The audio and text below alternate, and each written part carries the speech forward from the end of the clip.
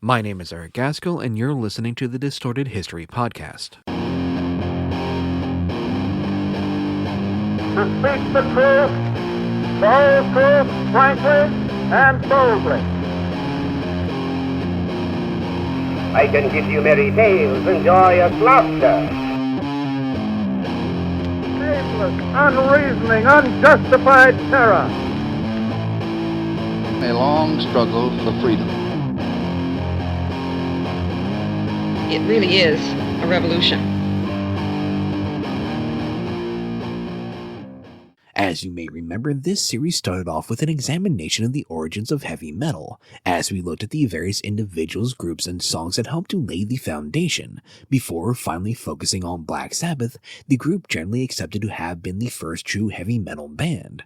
The next episode then examined the so-called new wave of British heavy metal, or NWOBHM for short, which was effectively the first real explosion of heavy metal. It was essentially the first time where you saw a number of bands come out and proudly declare themselves to be heavy metal, since up until that point, it had been treated as a negative label.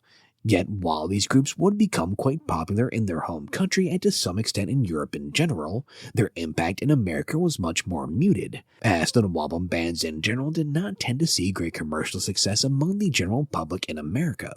Those groups, though, as we will see, would prove to be quite inspirational to a number of musicians in the US. Musicians who were primed to take what these British bands were doing to new heights of success and popularity in the United States. Not all these bands, however, would take the same lessons from these British bands. Indeed, two distinct heavy metal movements would arise in America during the 1980s. Movements that in many ways couldn't have been more different, even though they were both labeled as heavy metal. One of these movements would come to be called hair or glam metal, and it would take heavy metal to new heights of popularity, spandex, and hairspray. Now, up until this point, metal had been the music of rebellion, the music of the underground, but hair metal became what was popular. It was commercial and it was kind of happy, but there was still a rebellious metal movement in America centered not all that far away from the heart of glam in LA.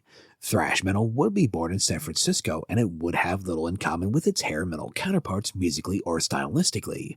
But before we go any further into these two very distinct heavy metal movements and the environment that helped to spawn them, first, like always, I want to acknowledge the sources that I use for this episode, which include John Widerhorn and Catherine Turman's Louder Than Hell, The Definitive Oral History of Metal, and Ian Christie's The Complete Headbanging History of Heavy Metal. In addition to these two books, I also utilized articles by writers like Claude Chastinger, Martin Chilton, Brad Tolinski, Alan Paul, Zach Schoenfield, Neil Patrick, Jason Zumwalt, John Widerhorn, Eduardo Rivadavia, Jay Bennett, Christopher M. Mormon, Michael Hand, Peter Dreyer, Dr. E. Fuller, William Grider, Susan J. Popkin, Karen Cruz Thomas, German Lopez, Walt Odets, Spencer Rich, Sean Birch, and Nathan Dickey. The complete list of these sources and links to their websites will, like always, be available on this podcast Twitter and Ko-fi pages, links to which are in the description. And with all that being said, let's begin. As we entered the 80s, America saw a rise of conservatism with the election of Ronald Reagan, who would be credited with helping to speed the end of the Cold War, while also suffering from Alzheimer's in office and taking part in the Iran-Contra affair. The Reagan years also saw increases in military spending, cuts in spending on social programs that actually help people, business deregulation, and tax cuts for the wealthy, policies that greatly aided those at the top while hurting many at the bottom. One of Reagan's favorite policies involved cutting welfare, yet in contrast to his administration's false narrative of defeating welfare cheats, these policies' real legacy is one of harming the nation's poor, with the most dangerous part of these cuts being the loss of Medicaid for individuals and families, which led to massive increases in debt. And to be clear, the harm these policies caused was known at the time, as a 1984 Ford Foundation study showed that these cuts were forcing the nation's poor families even deeper into poverty. The study you see had focused on 207 families in Georgia, finding that the number below the poverty line rose from 70 to 79% due to these cuts. A representative for the Center for the Study of Social Policy would, based upon this, state that, quote, "Our findings demonstrate that these mothers were leading an impoverished existence before the welfare cuts, and were only pushed further into poverty afterwards. Results that actually could have been even worse had Georgia not changed some of its own rules to try and counteract Reagan's policy." The Reagan administration's campaign of deregulation also caused harm, as it allowed the racist policy of redlining by banks, real estate agents, and landlords to run rampant since the government clearly had no intention of punishing those involved. Meanwhile, the deregulation of the savings and loan industry resulted in extensive speculation, corruption, and mismanagement, all of which resulted in the widespread collapse of said industry and a massive taxpayer bailout. Meanwhile, deregulation also made workplaces more dangerous, but this was fine as it served its purpose of saving big businesses a lot of money. Coal mine operators in 1981, for example, were saved $5.3 million in fines due to Reagan's more lax policies, a savings which just happened to coincide with a dramatic increase in deaths due to mine accidents. Wages in general also declined under Reagan, which resulted in the living standards of the working class declining as well. Meanwhile, the home ownership rate also plummeted. Poverty was increasing, as were cases of people being unhoused. Not that Reagan seemingly cared about any of this, as he once proclaimed that homeless people were homeless by choice.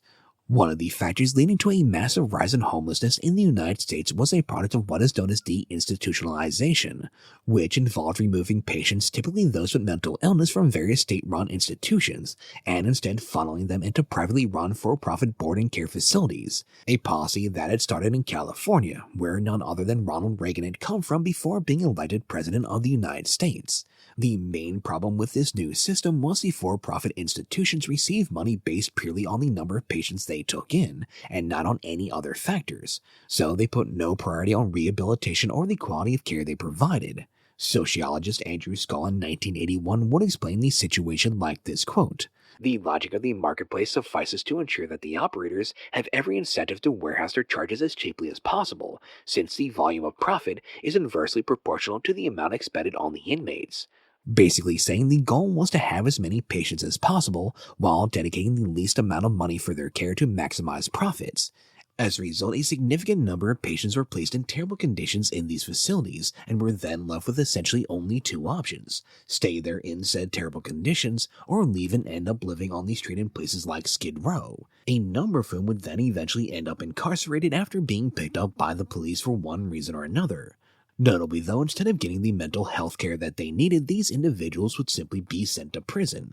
It also has to be noted that this policy didn't just harm the patients either, as deinstitutionalization also resulted in a string of murders thanks to certain individuals being released from mental hospitals without further treatment.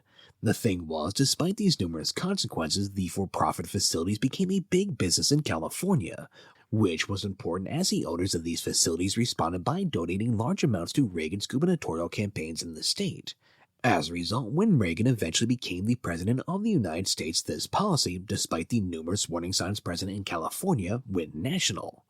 Meanwhile, the Reagan budget cuts also led to urban schools, libraries, municipal hospitals, clinics, and sanitation departments across the country shutting down due to lack of funding.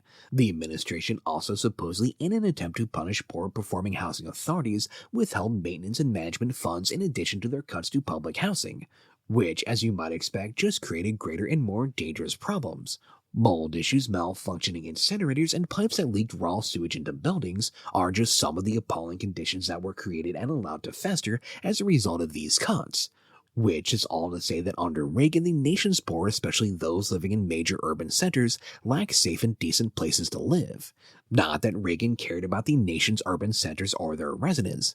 After all, he famously did not even recognize his own Housing and Urban Development Secretary, who was also the only African-American member of his cabinet, as he notably greeted said cabinet member at a White House reception by saying, quote, "How are you, Mr. Mayor? I'm glad to meet you. How are things in your city?" Clearly not recognizing this member of his own cabinet.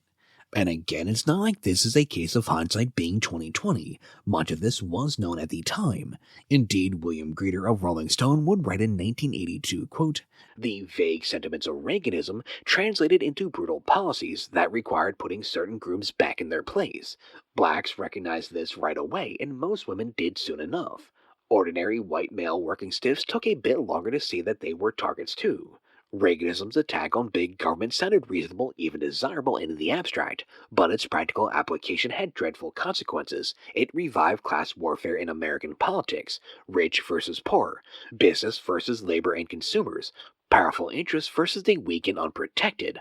Old arguments about equity and intolerance, which many thought history had settled, were suddenly before us again." all of which was done in the name of tax cuts, deregulation of the financial industry, and trickle-down economics.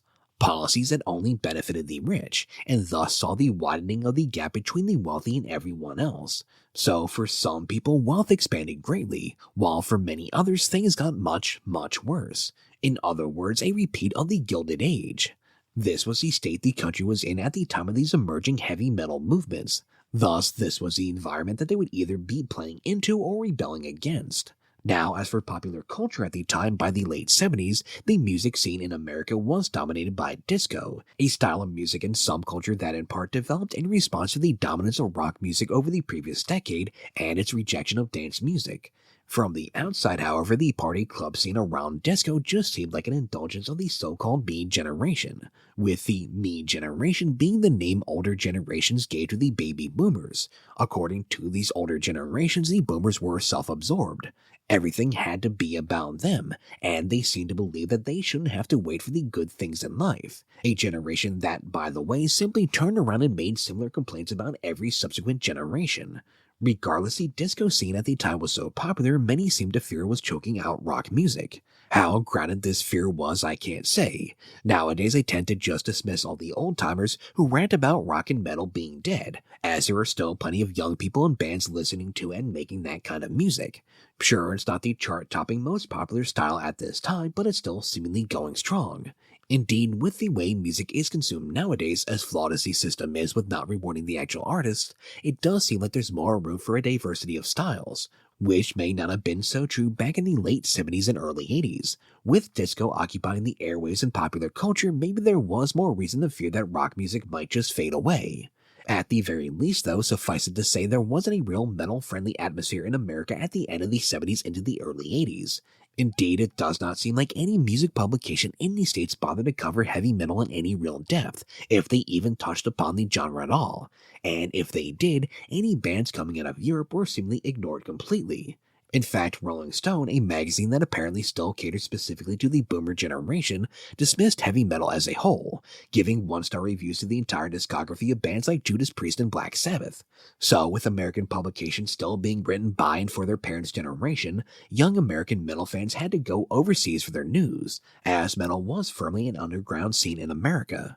To get any news on the exciting and burgeoning metal scene in England and Europe as a whole, American metalheads had to rely upon bootleg tapes and on British papers like Sound's New Music Express, Melody Maker, or the heavy metal dedicated Kerrang, getting copies of which was of course easier said than done. Yet, since they were the only source for news on what was happening in the world of heavy metal, the British press became very influential on the underground American heavy metal scene. As a result, it was through these British journalists that young American metalheads were introduced not only to British bands, but to European and even American bands as well. Which is all to say it apparently took some serious effort to be into heavy metal during the late 70s and early 80s in America. There was simply no easy way to get a hold of a lot of this stuff. Your average local shop was not going to carry copies of Kerrang, much less stock Nawabum albums. Some would import such rarities, but they were more often than not few and far between. So, little communities would form almost out of necessity based upon their shared love of this music. Some of these individuals even created their own publications called fanzines to share their love of heavy metal, while the phenomenon of tape trading became an integral part of the heavy metal underground.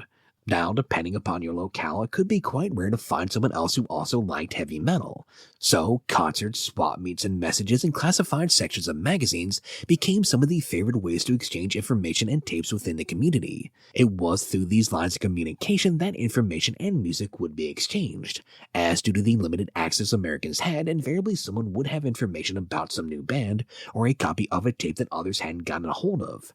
This information and music would then be shared and traded among those who had this musical bond. One metal fan who had to deal with this wasteland of heavy music was San Francisco DJ and record collector Ron Quintana. Faced with the struggles of finding new music that he was into, Ron wrote a letter to Kerrang asking for pen pals. Thanks to what was essentially a shot in the dark, Ron soon started receiving 10 to 20 letters a day from like-minded metalheads. It wasn't just letters either, as he also started receiving packages that contained tapes and bootlegs of bands that few Americans were familiar with at the time, which showed that while there was definitely an audience for heavy metal in the US, thanks to the dearth of coverage in the mainstream press, seemingly the best way to create a network among American metal fans was by writing to a British publication. With these new connections, Ron would trade tapes, demos, and bootlegs of all kinds of heavy bands that were almost impossible to find any other way in America. As a result, Quintana began accumulating a collection of rare recordings, at least by American standards. As he did